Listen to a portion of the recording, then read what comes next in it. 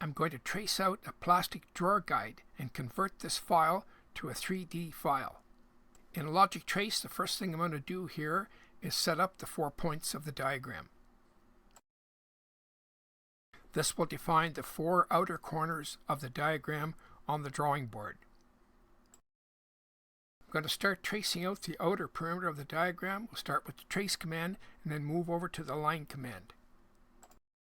These drawer guides are very small, about 2.5 inches across, so I blew up the diagram to trace it out, and when I'm finished with this file, I'll shrink it back to the actual size.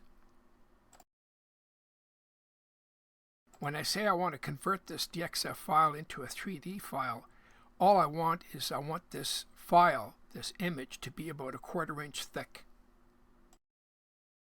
And because of that thickness, it becomes a 3D file, and to print this in a 3D printer, you have to have a 3D file, which is the STL format.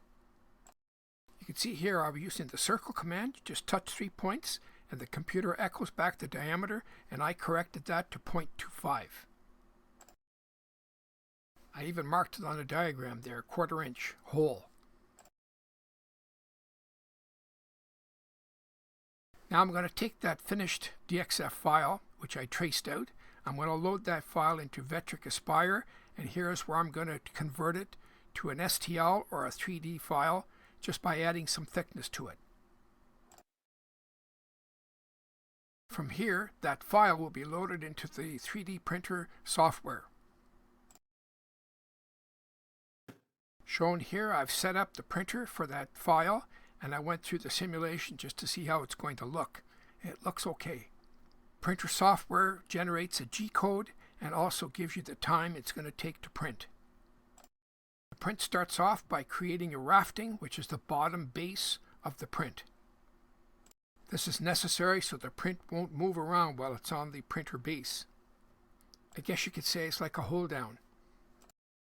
Once the base is all finished, the rafting, now you can see what the print is actually starting to form.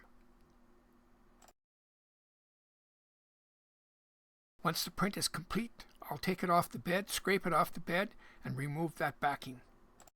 This is a shot of the printer I used. And this is the finished printed part. I wanted to show the equipment I used to trace out this diagram. I'm using the small portable drawing board. It's 12 by 18 inches. You can see here I've got the diagram fastened to the board. The reason I printed this drawer guide is because it's very difficult to buy.